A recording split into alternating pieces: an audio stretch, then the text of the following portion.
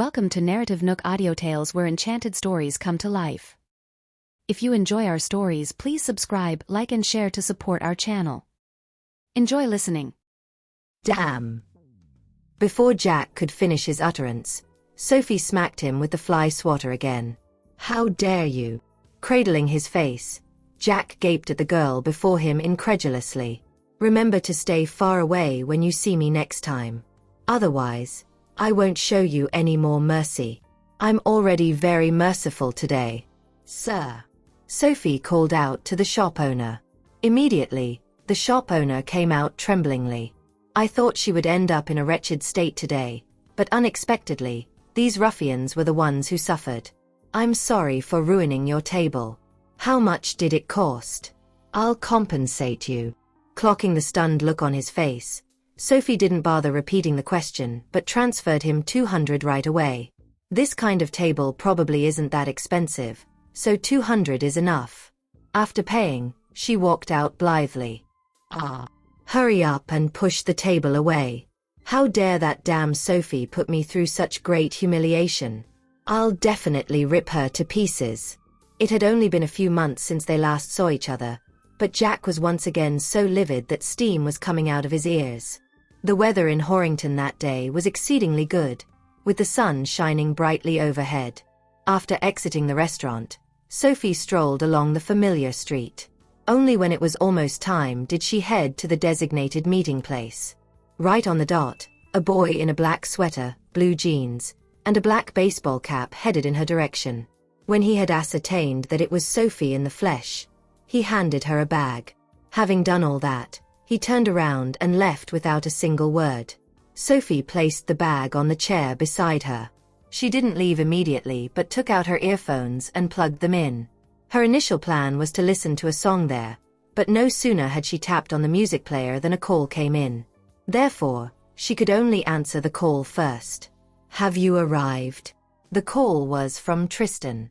The moment the call was connected, his melodious voice drifted out of the earphones.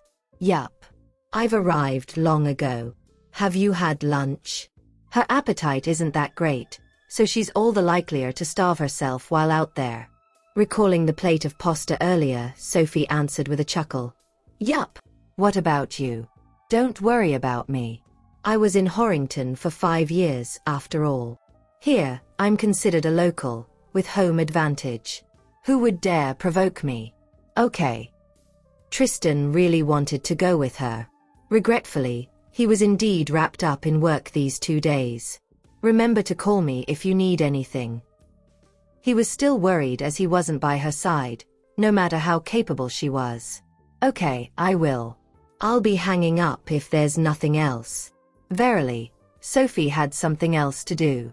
When are you coming back? This is the most important of all.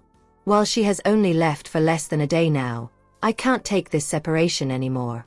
Sophie was rendered speechless. We'll see. She couldn't give him a specific time right then since she hadn't even resolved her matters there. Oh well. Tristan couldn't help heaving a sigh. Oh God, am I acting too clingy? Hearing his sigh, Sophie burst into laughter. It's only been less than 6 hours since I left, Mr. Tristan. Yeah. I know that, but I just worry when she's alone. After hanging up the phone, Sophie picked up the bag at the side and hailed a taxi to the most notorious street in Horrington. Someone was already waiting for her there. You're finally back. The person who spoke was a breathtakingly stunning girl. She appeared to be in her 20s and wore an exquisite gown. Sophie tossed the backpack slung over her shoulder at the girl. Why? Did something happen during my absence? Her return this time was mainly because of Nalliance. Hugging the backpack she tossed at her, Muriel pouted. I thought you were never coming back, she whined. How could she have the brazenness to leave Nalliance to a weak and fragile girl like me? That's enough. I'm back, so spit it out. What exactly is the matter? Nalliance was an underground organization Sophie took over, specializing in cases even the SWAT team couldn't solve. It was founded by a retired member of the Special Forces. Back then, That Special Forces member expended tremendous effort before he succeeded in convincing Sophie to take over Nalliance. However, the outside world had no idea about it. Oh yes, you know Eustace, right? He came to Horrington. Lend him a hand if he needs any help. The two of them arrived at Nalliance underground base. It was an underground dungeon, for it was unbelievably vast. But then, the average person could never possibly step foot in there in his lifetime. Eustace. Who's that? Muriel drawled indifferently. Upon arriving at her base in Nalliance, Sophie turned on the black computer within and started dealing with Nalliance matters. Her movements were exceedingly swift. Even Muriel, who had been working under her for a long time, was floored. In no time, a lot of information that wasn't there previously was added to Nalliance's internal system. All of it played a crucial role in the development of Nalliance. Admiration was written all over Muriel's face. How could you be such a genius, Sophie? She's truly terrifying. Sophie pushed Muriel, who draped herself all over her, away. Honestly, she had no interest in the latter's curvy figure. Okay, the matter has been resolved. Clapping her hands once, she restarted the system and checked everything over. Don't go back to Gypsdale, Sophie. Isn't it great to stay at Nalliance? Why does she still want to leave when this organization of ours is so interesting? I'll come back and visit you when I'm free. Nalliance couldn't be moved to Gypsdale. Although everything done by the organization was justifiably righteous, it couldn't exist in a place like Gypsdale. Muriel went silent, dumbstruck. You were gone for 4 or 5 months, yet you're claiming that you'd come back and visit me? We had a deal, Sophie. I was only to manage Nalliance on your behalf temporarily. This time, Sophie was rendered speechless. Back then, who was the one who insisted on coming to Nalliance? But now, she's disdaining it. Subsequently, the two of them left Nalliance and took a taxi to Muriel's residence. Go and shower, Sophie. Muriel wore a salacious expression on her face. Despite her indecorous expression, she still looked alluring since she was a beauty. Buzz off. Sophie, on the other hand, was accustomed to her improper ways. She slammed the door right in Muriel's face. Verily, she didn't want to see the latter waiting for her in bed in her birthday suit when she stepped out of the bathroom after taking a shower later. Although Muriel was a beautiful lady, such a scene was too raunchy for her. Truly, she couldn't quite accept it. Sophie, my figure is impeccable. Do you really not want to have a look? Muriel giggled as she spoke. In response, Sophie rolled her eyes, not in the mood to entertain her. Just as she had turned on her laptop, she received a video call from Arius. You went overboard, Sophie. I only advised you out of consideration for your safety. How dare you block my number? Here's a word of warning from me. Come back quickly. Otherwise. Never mind.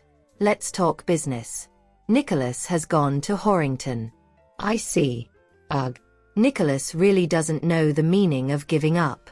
Nicholas Sable was a man who was extreme to the core.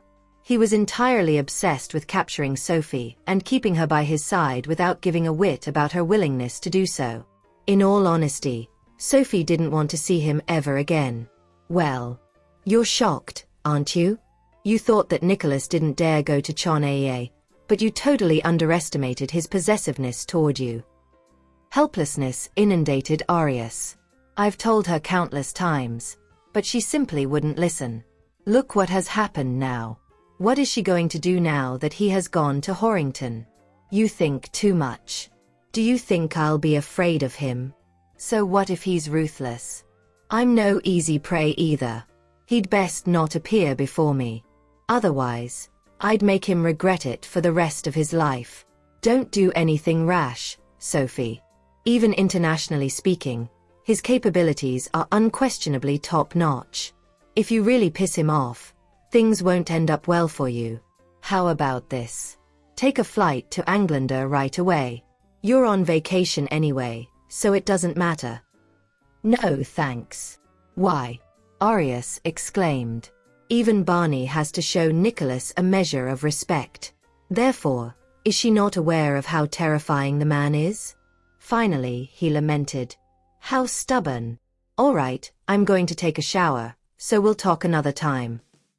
After saying that, Sophie ended the video call directly. Then, she went to the bathroom for a shower. Do you think I'm just like you? Fleeing in the face of problems is not my style.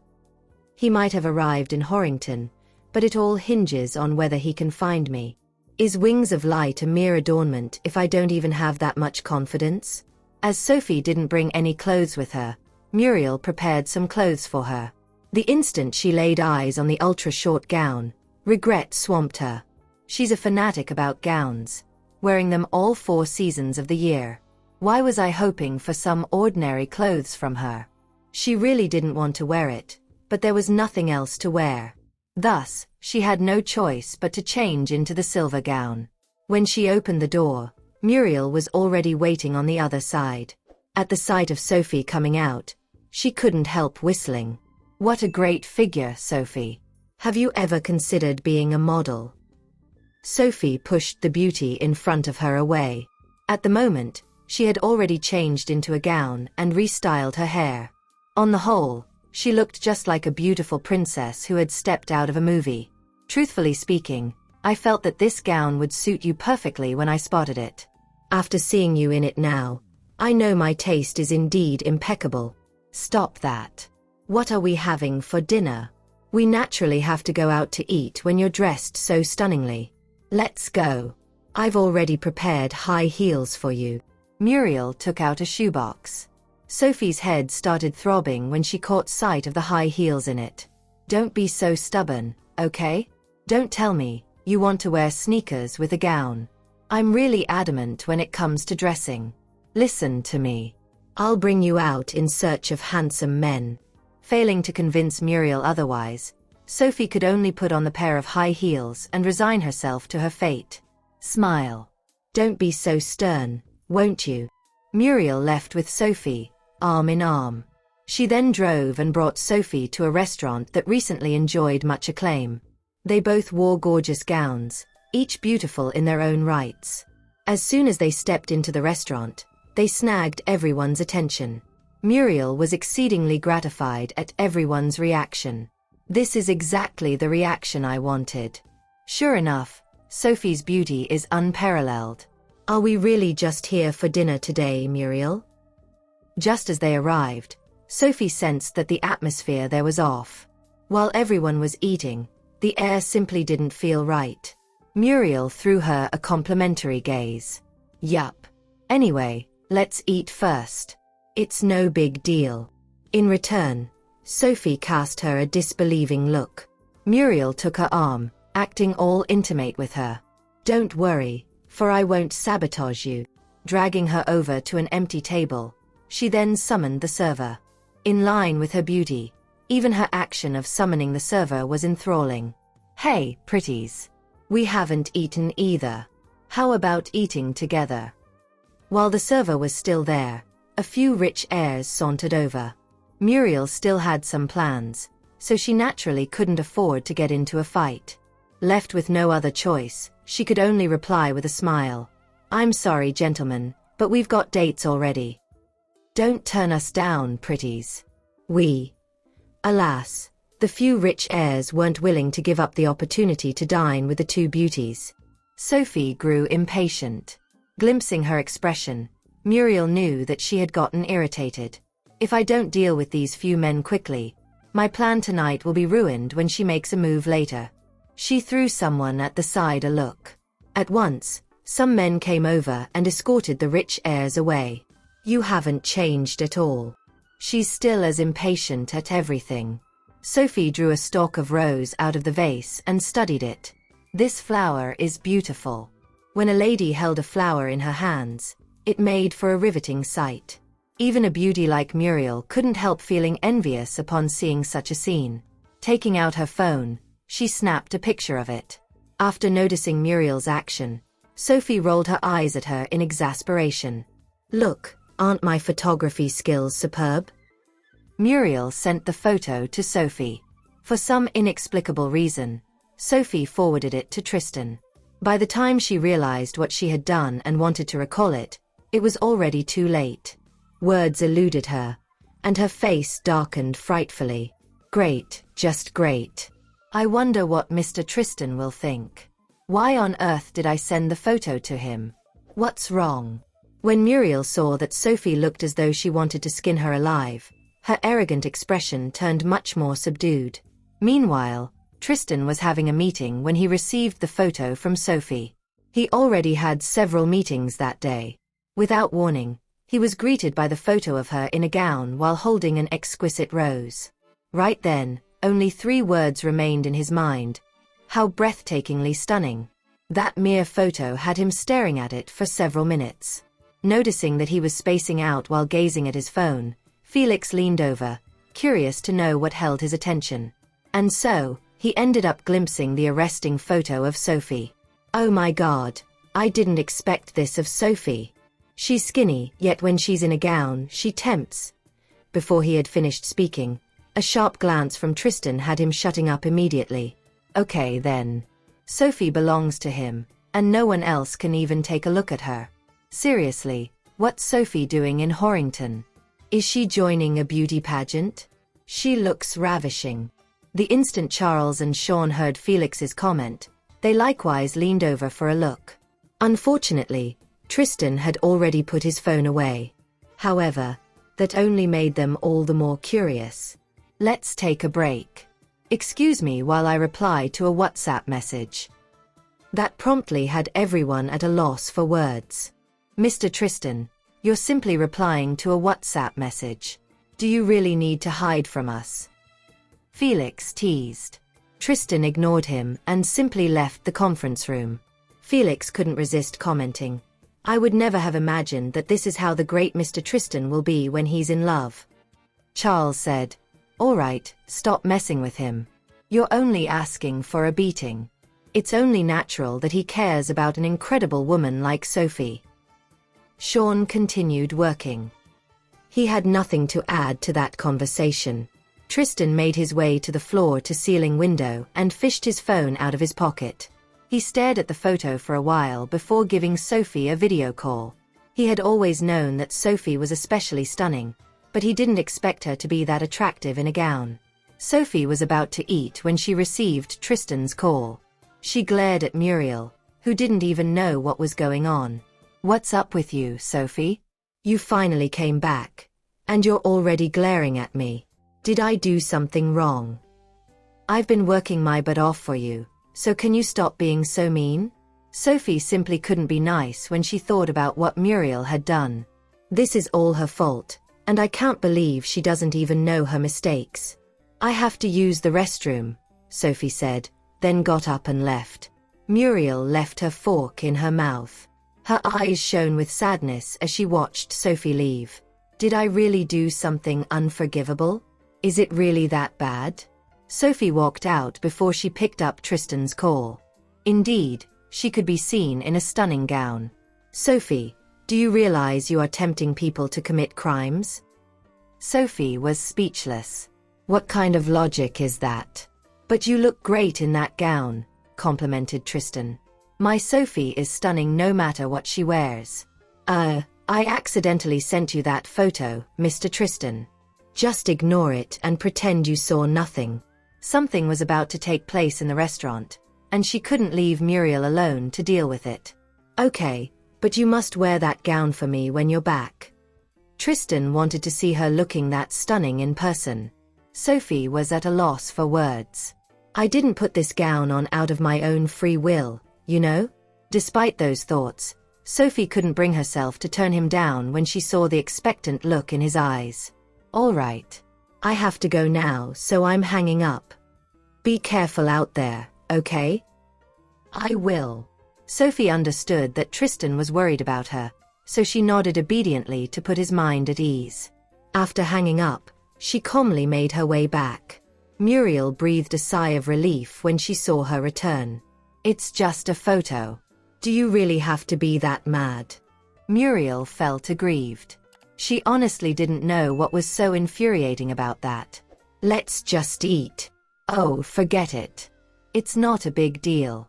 There's no need to stay mad at her. As expected, a man showed up with a briefcase while they were eating. Muriel switched on her phone and showed Sophie the photo of the man. See that? This is the drug lord who is wanted globally. He doesn't look like a criminal, right? The drug lord in question was so good that even the SWAT team failed to capture him. The authorities in Englander couldn't apprehend him either. Sophie frowned. I knew this was not a simple matter. I bet Eustace and the others are actually here to capture this drug lord. Now that they're here, should Nalliance fall back? Get this, Sophie. The reward for apprehending this man is 100 million. Words have been released internationally that whoever catches this man will be rewarded with 100 million. So, Sophie didn't understand her point of saying all that. Well, I'm quite short of money. How about we go get him together? That way, we can split the 100 million between us. The mere thought of having all that money to spend made Muriel feel excited. She had her eyes on so many gowns, and she was determined to bring all of them home with her. Realization dawned on Sophie when she saw the smile on Muriel's face. There, I was wondering why you've been asking me to come back. Turns out it's all for that money. That international criminal is someone even Eustace has a problem dealing with. Does she really think the two of us can accomplish what Eustace and his team couldn't? Muriel reached out and held Sophie's hand. Sophie, this guy is an international sensation. If you can catch him, your reputation will soar to greater heights. By then, many people will come and butter us up. Man, I can already imagine how amazing that feeling would be. Sorry, but I am not interested, replied Sophie. I have no use for a great reputation, anyway. Don't you want to be like Phantom and have everyone worship you? Not at all. Fame was a lifetime burden for many, and Sophie didn't want to be one of them. The drug lord left the restaurant after having his meal. As he walked out the entrance, Sophie shot a look at him. To be honest, he doesn't look like a drug lord at all. Muriel wasn't worried. She had spent the last few days spying on that drug lord and learning his routines. Seriously, Sophie, how are you uninterested in everything? I mean, is there anything out there that can get your heart pumping with excitement? As far as Muriel was concerned, Sophie was a mystery. Right then, Eustace and his team showed up. Sophie did not expect to run into them here. I guess they're only here to catch that drug lord. When Eustace entered the restaurant and saw Sophie, his eyes widened in surprise. He couldn't believe what he was seeing. Upon taking a closer look, he confirmed it was the cool young woman. However, the young woman who was always in a hoodie or t-shirt was wearing a gown that day, and he didn't expect her to look that stunning in it. Danny was dumbfounded as well. Damn! Captain Shepard, are my eyes playing tricks on me, or is that really Sophie Tanner? Danny had read countless poems describing incredibly beautiful women. One of them even claimed that time stopped when a gorgeous woman entered the room. Danny had always thought that the poem was corny and exaggerated because there was no way a woman that beautiful even existed.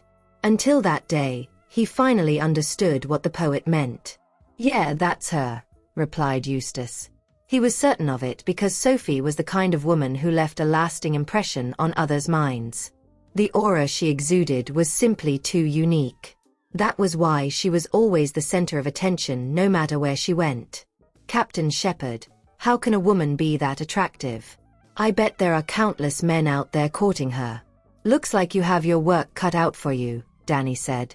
If Captain Shepard gets together with Sophie, then there's a chance she will join our team.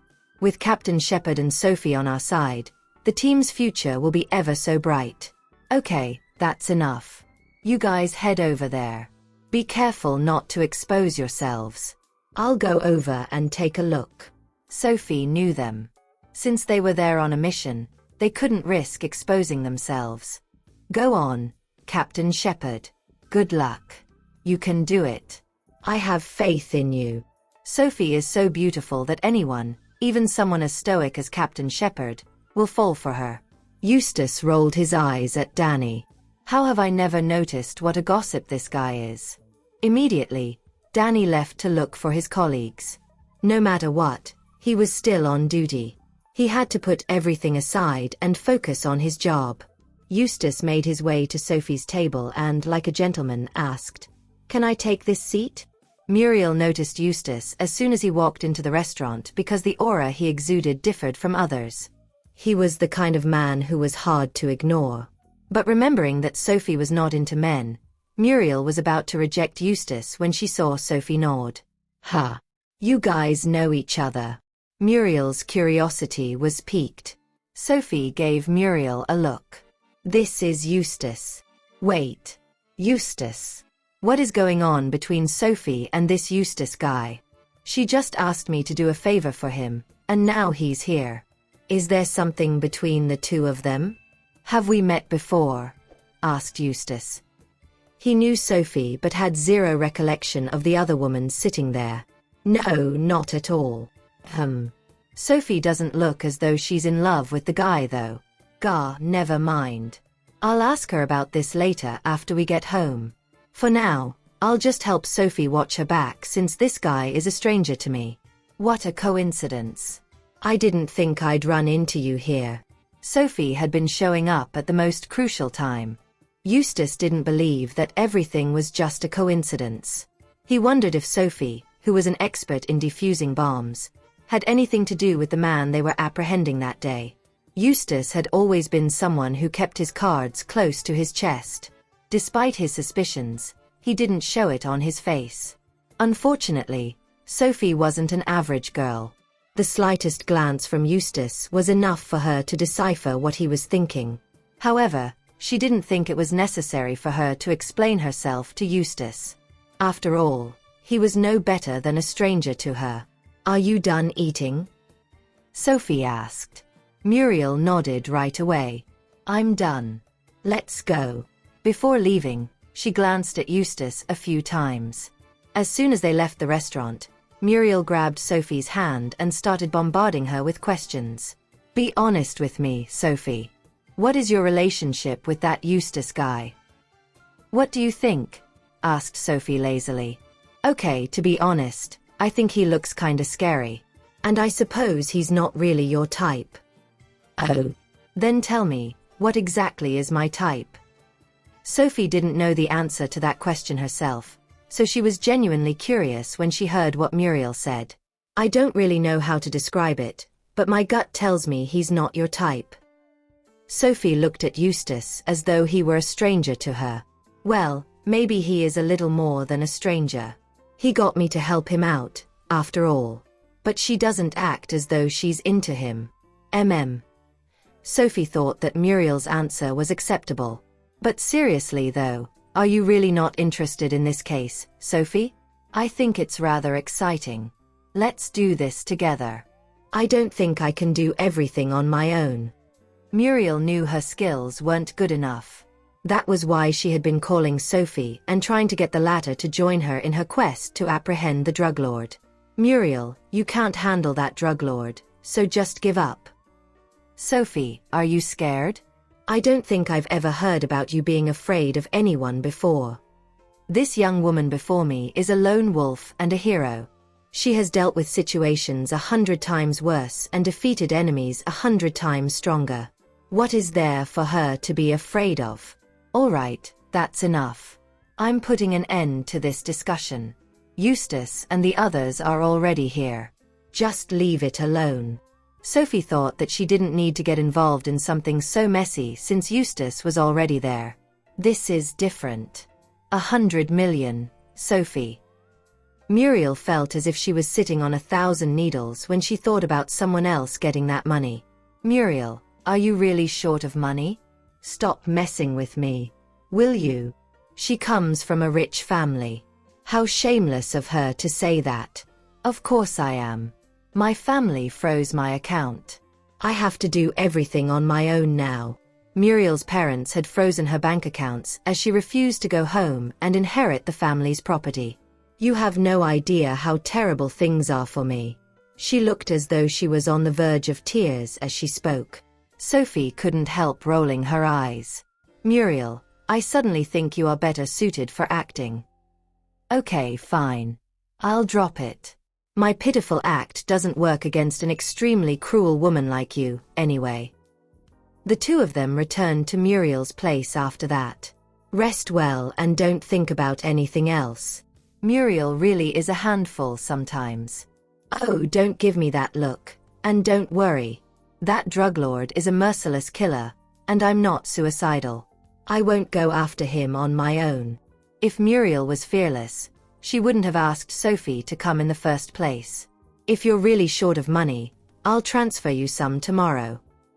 Muriel definitely wasn't a match against that drug lord. If she were to go after him on her own, she would surely perish. I know I'm not a match against him, Sophie, but what about that Eustace guy? Do you think he has what it takes to apprehend him? Eustace is considered Sophie's friend, right? Why else would she ask me to help him? I wonder if he's in danger now. You know, just last month, many FBA members died. Yeah, I know. Sophie knew a little about that. She's right. The people from Englander were chasing after that drug lord when their cars toppled. I wonder how Eustace and the others are now. Can they handle this mission on their own? Eustace has a strong sense of justice, doesn't he? I get the feeling that. Muriel began talking non-stop. Also, I think they will make a move tonight. Muriel, I've been meaning to ask you something. Why is the drug lord in Horrington? With many Interpol officers going after him, why would he take a risk like this? Oh, that. I haven't figured that out. Muriel, as a member of Nalliance, actually felt a little defeated about it. Mr. Tristan, the drug lord is in Horrington, reported Felix as soon as he received the news. They had been going after that drug lord for quite some time. Horrington. Why did the drug lord come to Horrington? Didn't he just make a mess in Englander a month ago? Have our people get ready. We'll return to Horrington tonight. Mr. Tristan, are you going back to Horrington to get that drug lord? Or are you doing so for Sophie? Felix had already made the arrangements, but he couldn't resist asking. Is that important?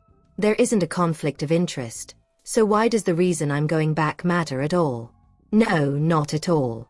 I was just asking, Felix said. Are you two going? Charles and Sean had always been uninterested in matters as such. They would usually keep watch in the base camp. I don't think so. There are a lot of things I have to take care of at home these days, Charles said. Winter's issue had yet to be resolved. She wouldn't go to Allender. I have a few active cases, so I won't be going either, Sean said. Those cases were rather challenging, so he had to focus on them. In that case, Mr. Tristan and I will be the only ones going then. Charles chuckled. Why does Mr. Tristan look especially happy about it? Is it because he'll get to see Sophie soon? My gosh, it's only been a day. Is it really necessary? Don't you know? Love drives people crazy, Felix teased. Tristan could not care less about them at all. None of that mattered to him. He couldn't wait to fly to Sophie when he thought about how he'd get to see her in a gown. That night, at 7 o'clock, Eustace led the SWAT team to meet up with a team of local police officers. They had been planning for a long time just to catch that notorious drug lord that night.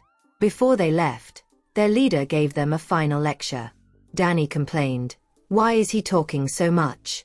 We have to leave and strike while the iron before the drug lord gets away again." Eustace gave Danny a look, and the latter immediately shut up.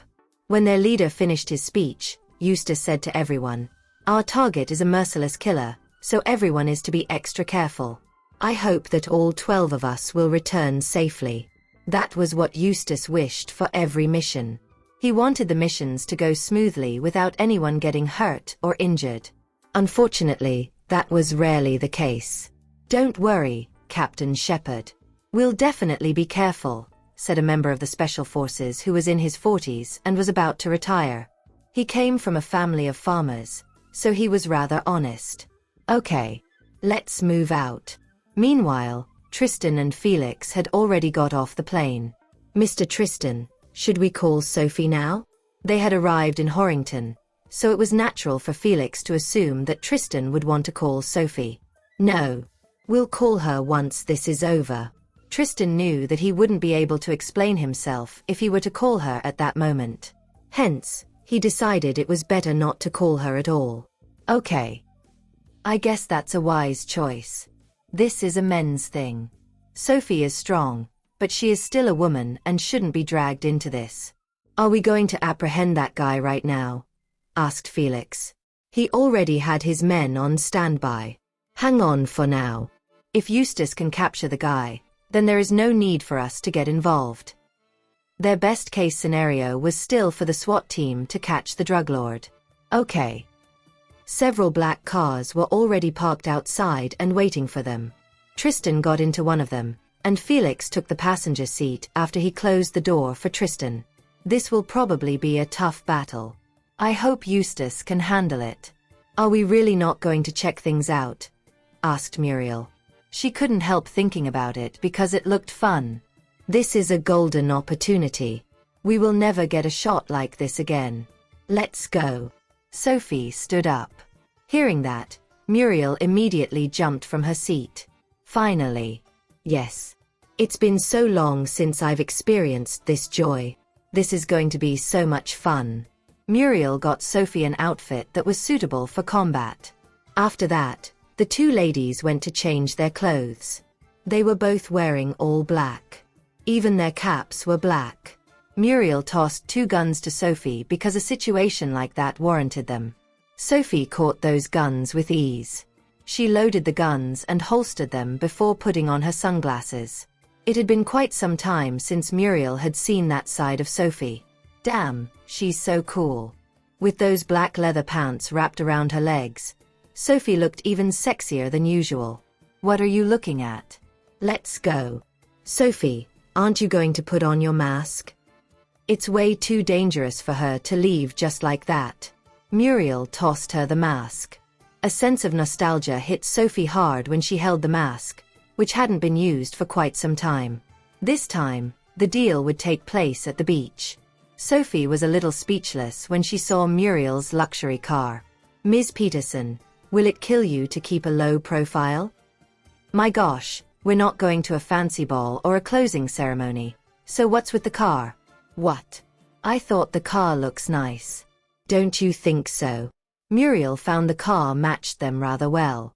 Sophie was lost for words. It's been a while since you have done something like this, hasn't it, Sophie? Be extra careful later and don't get hurt. Is she looking down on me? Don't worry about me. In fact, I'll be thankful if you can take care of yourself and not slow me down. Everyone there would be a fighting expert, so Sophie's concern was not unfounded. Hey, I've gotten much better at this, and you know what? I'm not even going to talk about this. You can see for yourself later. It didn't take long before they arrived at the location where the drug lord was supposed to make a deal. Seriously, this guy has quite the nerves, Muriel commented. What's his name, by the way? Sophie asked, as Muriel had yet to mention it. No idea, but everyone calls him S. Sophie didn't know what to say about that. You don't even know his name, yet you're aiming for that 100 million.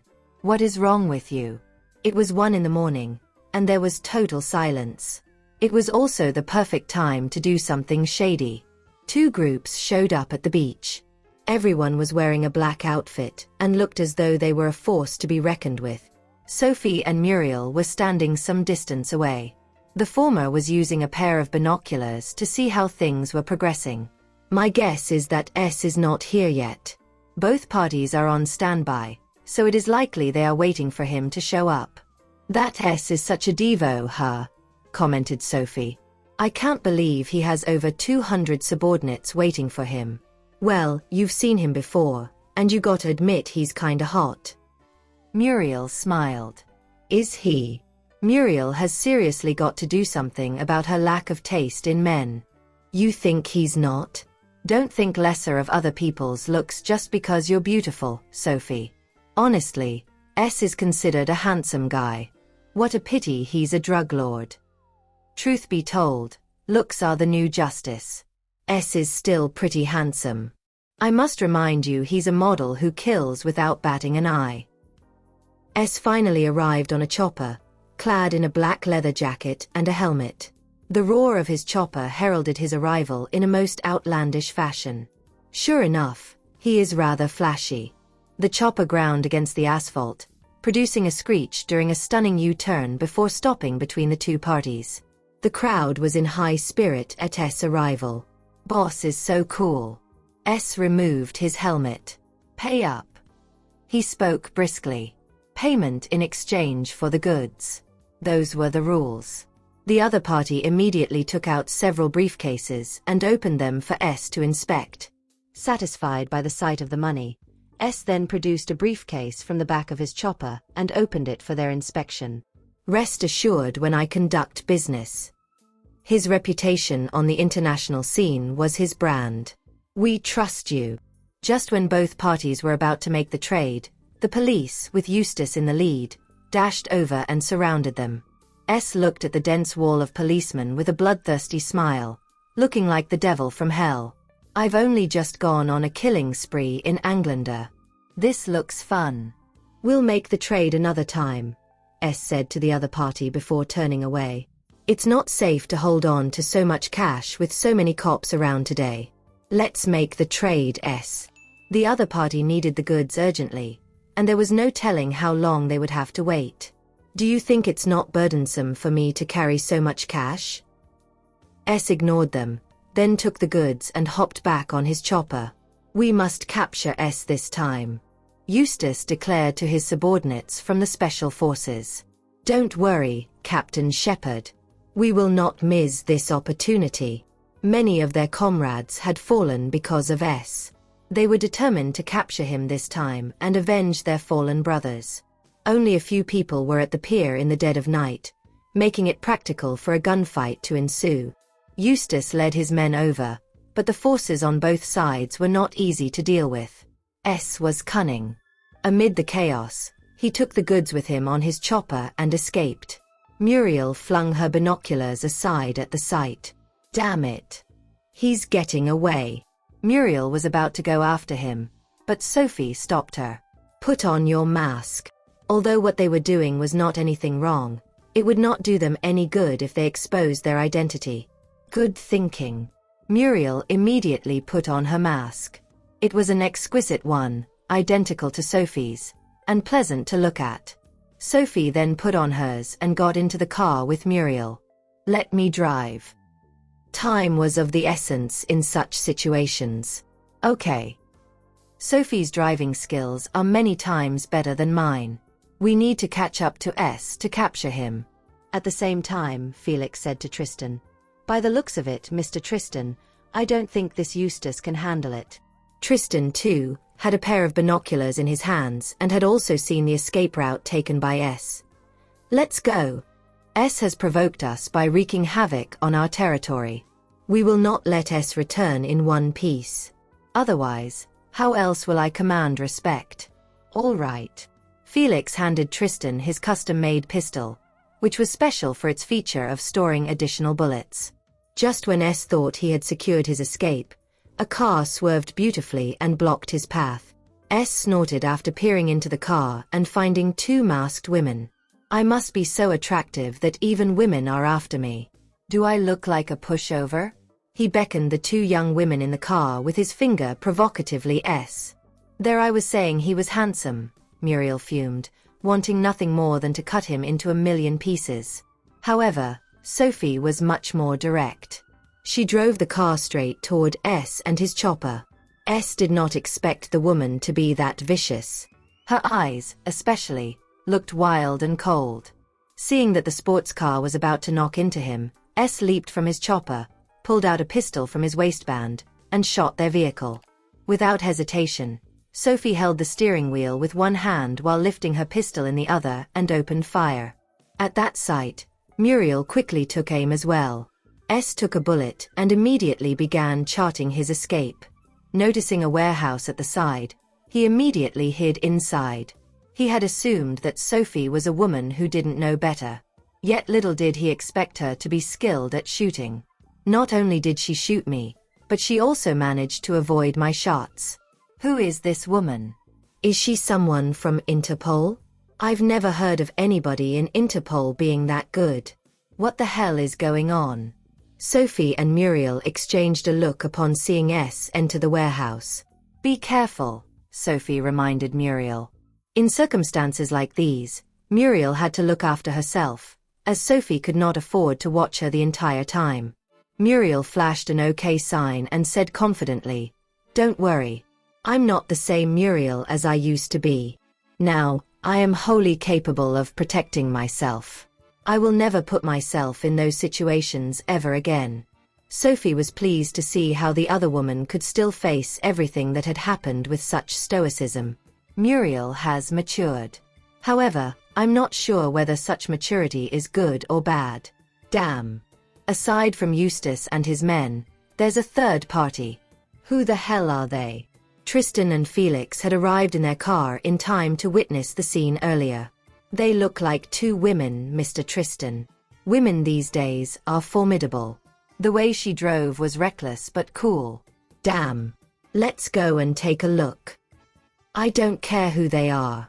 Since we're here, we must capture S no matter the cost. He won't get away this time. Felix had no objections. At that moment, he was intrigued by the two women and was wondering if they were interested in joining him and Tristan. Sophie noticed something awry as soon as she entered the warehouse. It was filled with barrels of gasoline. The place would explode if someone opened fire, and nobody would be able to walk out of there alive by then. Don't shoot, Sophie cautioned Muriel. Looks like it has to be resolved with fists this time. Muriel nodded, understanding the situation at once. What do we do now? I feel like we're currently wading in murky waters. What's more, coming here was my idea. Muriel was not concerned at all when it came to marksmanship, as she had undergone special training and passed many levels of tests to qualify to join Nalliance. However, her confidence wavered at the mention of a fistfight. What say we forget it, Sophie? He is an outlaw who has nothing left to lose, but we're not. We still have families. We would likely be charred beyond recognition in such a place. Sophie glanced at her. Doesn't she find it ridiculous to talk about giving up at this juncture? It's not like we can back out at this point, anyway. Right then, the entrance slammed shut. S was evidently holding a grudge and intended to deal with them once and for all. Muriel looked helpless. I know we can't open fire in such a place, but I wonder if S has enough brains to know that. What if he opens fire? Don't worry. S is an intelligent criminal. He won't be that stupid. Now is the time to see who the better fighter is. Stay close to me, got it? As long as Muriel stays by my side, there won't be any problem. Don't worry. I'll stay close to you. I'm actually terrified of death. Despite the conflict with her family, Muriel still loved them dearly. I joined Nalliance because I was interested, and also for that D***Ned sense of justice. Suddenly, the lights in the warehouse were put out by S. Muriel clutched Sophie's arm. What do we do now? Large gasoline barrels, taller than an average person, littered the warehouse. They did not know where S was at that moment. Sophie tapped her shoulder. Hide here and don't make a sound. Don't come out no matter what happens, understand? She was not afraid at all when it came to single combat. Muriel faltered. How can I let Sophie risk herself like that? I was the one who wanted to come. Don't worry. Just trust me. Hiding there was not an option. Besides, it went against Sophie's character of meeting challenges head-on. It was completely dark in the warehouse, so she had to rely on her sense of hearing. Right then, somebody grabbed Sophie's shoulder from the back. She retaliated immediately by grabbing their arm. The two began to fight.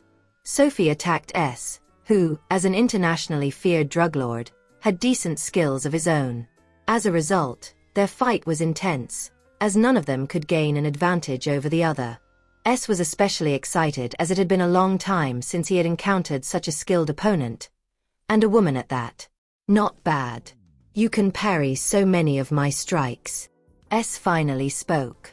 His voice was rather pleasant. Sophie ignored him. Instead, She focused her attacks on his gunshot wound and landed a kick. S yelled in pain. He had lost much blood from the shot and had only managed to bandage it hastily earlier. With her merciless kick, surely, it must be bleeding again. I like how untamed you are, pretty lady. Come with me, and I can give you whatever you want. This woman is skilled.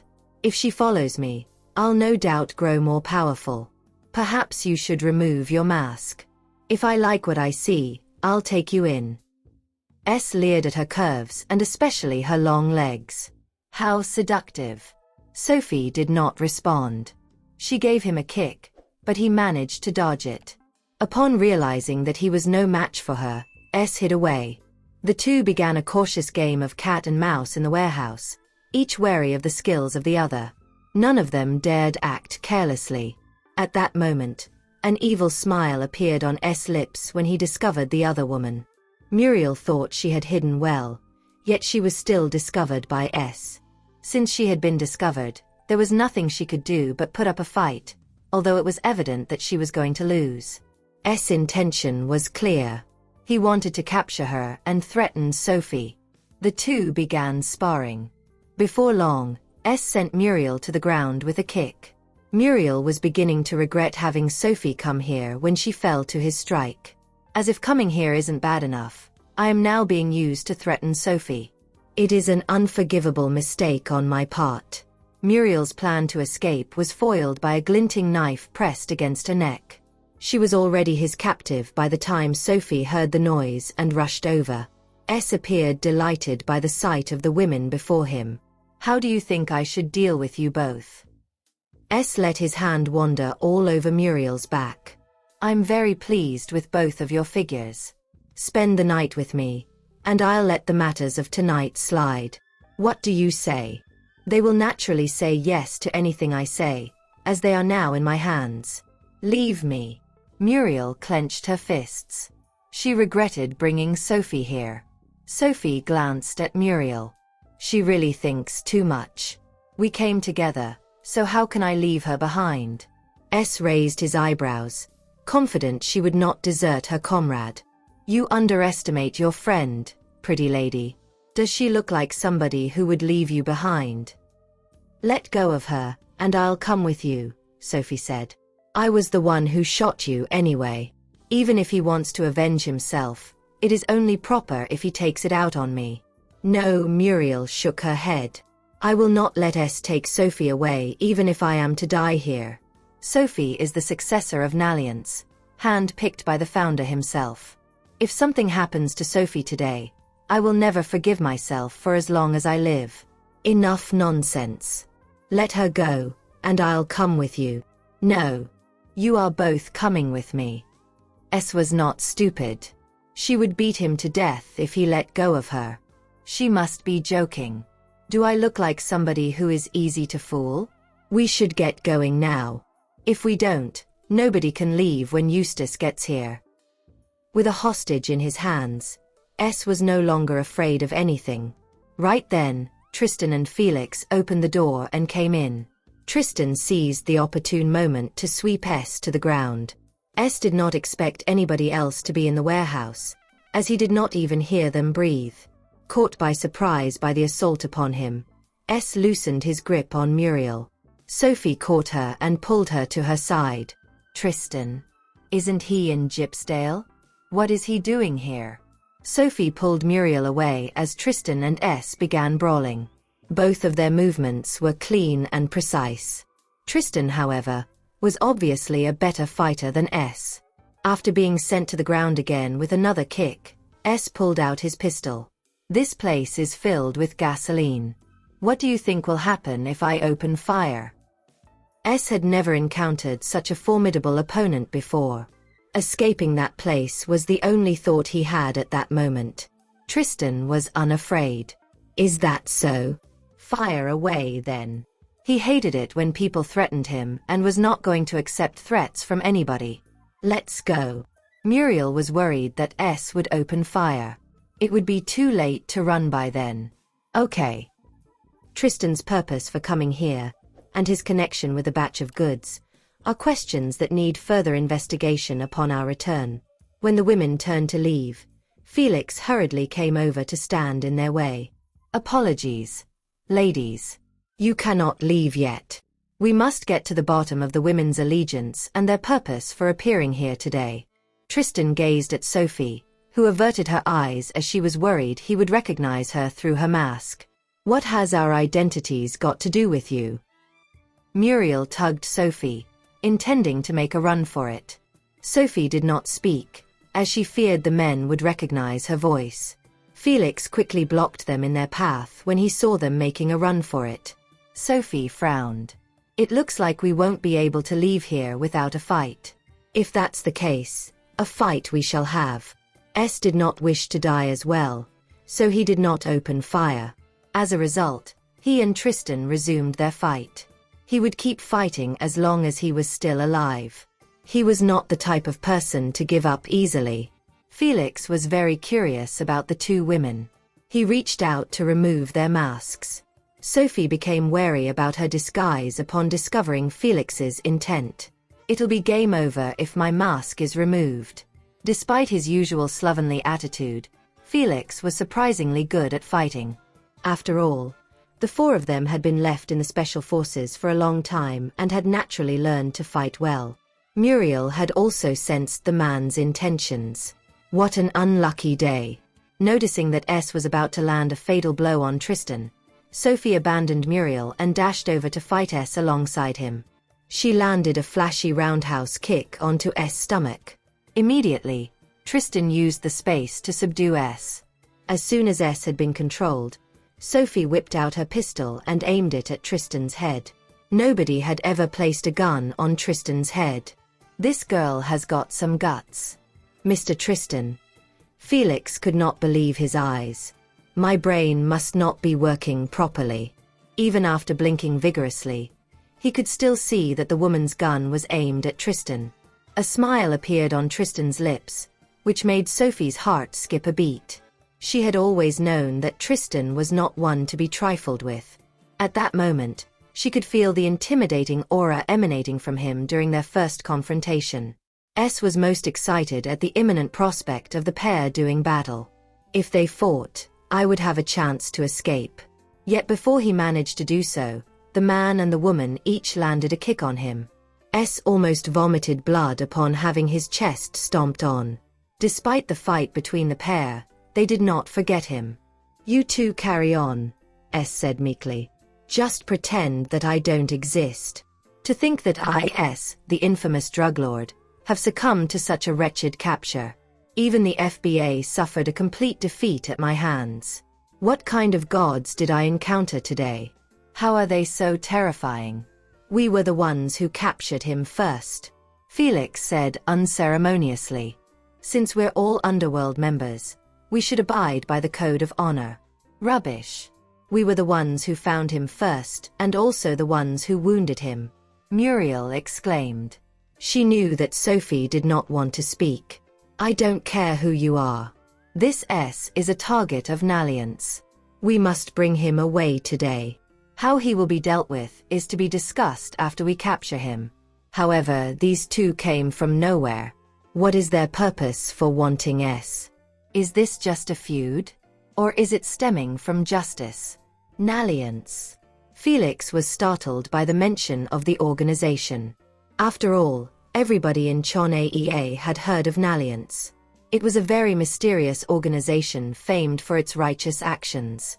They had captured some criminals that even the SWAT team could not apprehend. Their existence was a modern echo of the righteous societies of old. However, their methods were far from genteel. That's right. You've heard of us, haven't you? You can rest assured if you hand him to us. Muriel was satisfied by the man's expression. The reputation of Nalliance precedes us. I'm sorry, but S is someone we've been wanting to apprehend for a long time. Besides, I was the one who caught him. Why should I hand him to you? Tristan said in a surly manner. His tenderness only belonged to Sophie, and he would not hesitate to put other women in their place. You. Muriel knew that things would not be so easy to resolve as they were all there for the same reason, To capture S. What is it? Are you here for that 100 million as well? What other reason would there be? What? 100 million? Damn. You're working so hard for 100 million. Felix's eyes widened. S is an outlaw. They work so hard just for that sum. I'll give you 100 million. You guys hurry up and get going, Felix said straightforwardly. We must take him away. It's only 100 million. No big deal. They were of great help in apprehending S today, after all. Do I look like I'm short of money? Muriel was displeased. Money was the only thing she had never lacked since her birth. Then what do you want? Tristan finally spoke. He was already very impatient, as he was all sweaty and uncomfortable after the fight. Muriel leaned toward Sophie's ear and asked, "What do we do? Can you beat him?" She had wanted to help, but she quickly realized she couldn't beat either of them and was just dead weight. Nope. After exchanging only a few moves with Tristan, Sophie knew she wasn't going to beat him. He's been keeping his talents a secret, huh? I didn't know he could fight this well before. Very well. You'll transfer 100 million into Naliant's account directly when the time comes. Don't play tricks with me or you'll find yourself an enemy of Naliant's. Sophie knew how to adapt to the situation. Besides, with 100 million on the table, she wouldn't be losing much. With that, Sophie left with Muriel. Tristan's eyes remained fixed on them as they left. Seeing that he was staring at the two women, Felix nudged Tristan with his elbow. Why are you staring at them like that, Mr. Tristan? Did you fall for one of them? Even though they're wearing masks? Sure, their figures are sexy, but it's pointless if they look ugly. Besides, you already have Sophie. Have you fallen in love with someone else already? You know Isabel's not going to forgive you that easily if you have, right? What are you thinking? Tristan handed S over to Felix. In any case, bring him back first and interrogate him for information we want to know. Then hand him over to Eustace. The reason he wanted to hand that person over to Eustace was that he disliked handling matters like that. Okay. How about you? Are you going to look for Sophie now? It's getting pretty late. Do you know where she is? Felix asked. Horrington's pretty big. It'll take time to locate someone in the city. Why are you talking so much nonsense? Tristan spat. It's pretty late already. Why would I disturb her? As much as I miss her, I should at least wait until tomorrow to meet her. Meanwhile, Sophie and Muriel had gone into the car. This time, it was Muriel who drove. She intentionally avoided Eustace and the others by taking a detour before returning to the main road and driving back home. When they returned, Sophie began packing her things. That confounded Muriel. What are you doing? All right, I know what I did wrong. I won't do it again. She didn't understand why Sophie was doing all that instead of taking a bath and going to sleep. I'm glad you know that. Don't stir things up like that again in the future. I still have things to take care of, so I'm not going to stay here any longer. Sophie informed. Since Tristan's here in Horrington, I've no doubt he'll come and find me. It'll be difficult to explain myself if he learns that I've been staying with Muriel. Grabbing her hand, Muriel asked, "So you're not angry with me, right?" The answer to that question was important to her because even though she had gone off on her own, Naliance really wanted to capture S. I'm not angry. Don't you know what kind of person I am? Do I look like I'm that petty? Just be more careful when I'm not around. Don't piss off people you can't afford to, okay? Sophie said. Christmas is right around the corner. If I don't go back soon, Grandpa's going to overthink things. I still need to be considerate of his emotions. So you're going back? It's only been a few days. It saddened Muriel to learn that Sophie was about to leave. I want to go with you. Sadly, Naliance needed her help, so she couldn't leave even if she wanted to. Sophie patted her pretty face. Be good, okay? If you come across a problem you don't know how to take care of, just go and find our mentor. He formed Naliance, so he should take responsibility. Okay. After telling her a few more things about Nalliance, Sophie left Muriel's condominium and went straight to Horrington Hotel. Upon checking in and going into her room, she, worried about her location being exposed, hacked into the hotel system and changed her check-in information. Only then did she go and take a bath in peace. At the same time, Tristan had also arrived at Horrington Hotel. I need to take a bath and change into a new set of clothing before I meet with Sophie. Felix had already handed S to their people in Horrington before personally interrogating the latter. By the time Tristan was out of the bathroom, Felix had already returned. Felix handed the confidential information he personally extracted from S to Tristan. This is everything I got from S. After flipping through a few pages of the report, Tristan furrowed his brows even more tightly. This damn S. Should we hand him over to Eustace and the others now? Felix asked. Even though we caught S, we're about to hand him over to Eustace now. Eustace's a lucky man. Give him to Eustace, Tristan ordered. Eustace doesn't belong to that system. He always does things by the book. Are you trying to gain Eustace's favor, Mr. Tristan? Felix asked. Eustace is quite influential in Gypsdale. No. I just think he can be useful. When it came to people, Tristan had a good eye for them. Okay. I'll ask people to deliver this big gift to Eustace. Hopefully, he won't disappoint us. There were plenty of legends about Eustace that Felix had heard of before. However, no matter what, it wouldn't be easy to pull Eustace to their side. After cleaning up the mess, Eustace and his team were demoralized because they failed to capture S. Besides, one of them had been badly injured and was staying in the hospital. It infuriated them that they had missed their prime opportunity to capture the person they had been looking for. Just as everyone was getting pretty dejected, a member of Horrington's SWAT team saw an unlicensed black car throw a bag down at the entrance of the SWAT team building. Then the car left. One of the team members approached the bag and carefully opened it. When he saw the person inside, he promptly asked someone to report it. When Eustace and the others came out, they saw S, who was all tied up. Danny rubbed his eyes. They had all seen S' photo before they went on the mission. Therefore, even though S' face had become so swollen, they still recognized him. Captain Shepard? Can we say that we got lucky or not? Danny scratched the back of his head. What the hell's going on? All right, stop talking. Bring him in first. While Eustace had no idea who captured S, since S was a pretty extraordinary person, he decided to leave the mystery of S captors for another day. What was more important to him at that moment was solving the cases that were tied directly to S. After she took a bath, Sophie went straight to bed.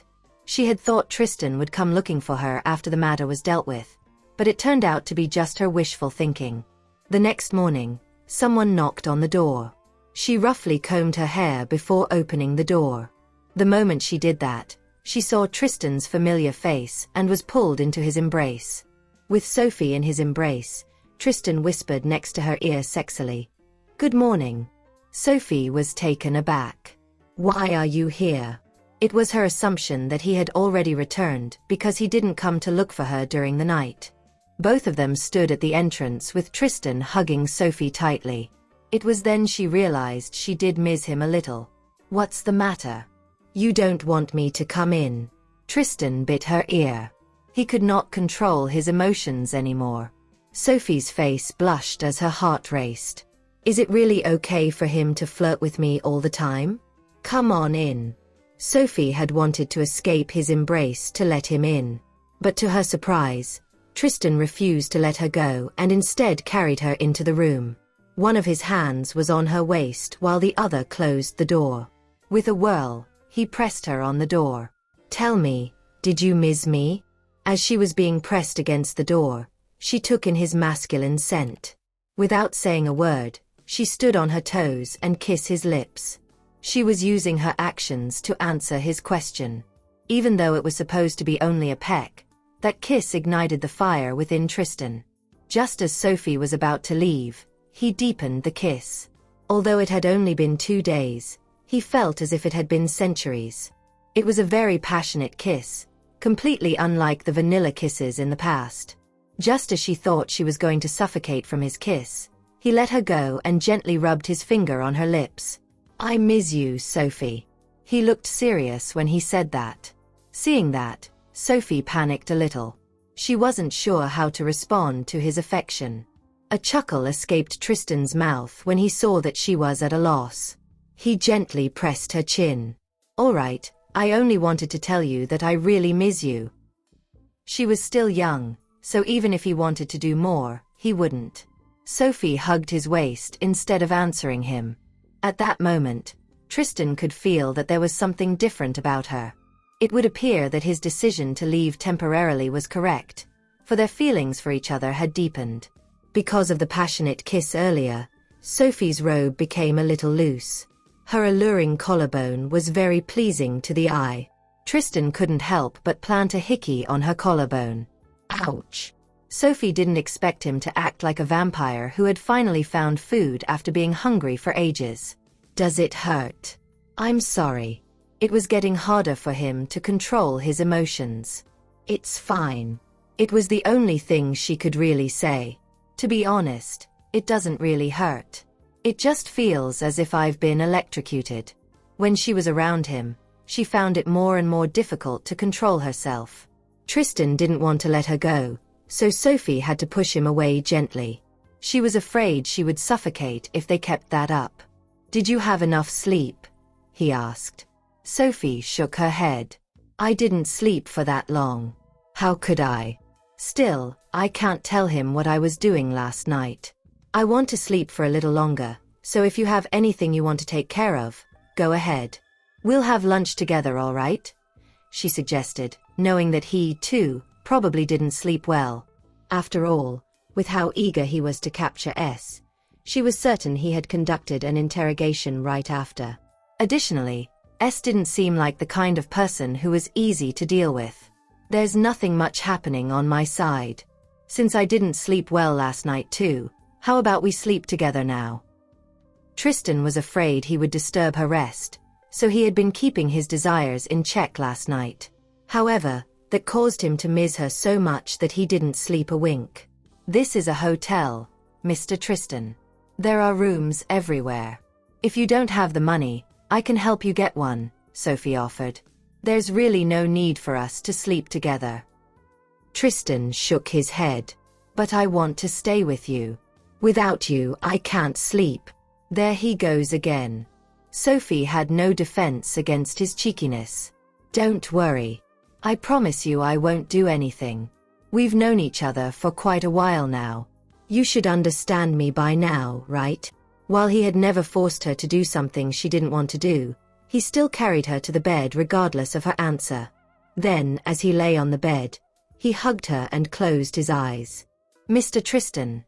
With him lying next to her, she couldn't fall asleep. What's wrong? Hugging someone he liked on the bed made Tristan feel very satisfied, even if he couldn't do anything more. "Never mind. Just go to sleep." "Oh, forget it. It's useless to say anything more. I might as well keep my mouth shut." Sleep it is." Perhaps it was because he didn't sleep at all last night. He fell into slumber pretty quickly as he lay next to her. Usually, he was pretty vigilant. If someone else were in the room, he wouldn't be able to sleep. Sophie was the exception. With her around, he could fall asleep even faster. As Sophie watched Tristan sleep next to her defenselessly, her heart began to race.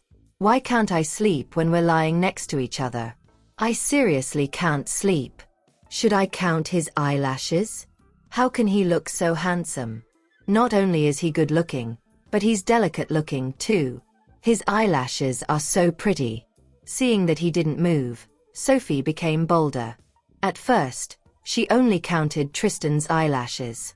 But later on, she stretched her hand out and touched his face.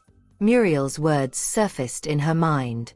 She said Eustace's not the type of guy I'll like. I wonder what she'll say if she meets Tristan. As she stared at him, her eyelids got heavier and heavier and she soon fell asleep.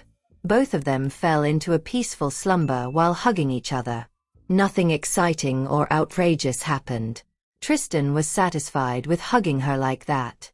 By the time they woke up, it was already 1 in the afternoon. If Felix hadn't come looking for them, they would have slept longer. Upon hearing the knock on the door, Tristan went to answer it. "Everything has been taken care of, Mr. Tristan. Don't worry about it. Have you two eaten? We can dine together if you like." Felix had been very busy since last night, so he didn't get to eat anything. Without uttering a word, Tristan shut the door. He couldn't let anyone else in when Sophie was only wearing a robe. Felix should feel lucky. If he sees her in the robe, I will definitely gouge his eyes out. Thank you for listening. If you have enjoyed this story, please like and share so others can see it too. Also hit the subscription button and notification bell so you can be notified on our next release. Thank you for your support. God bless you.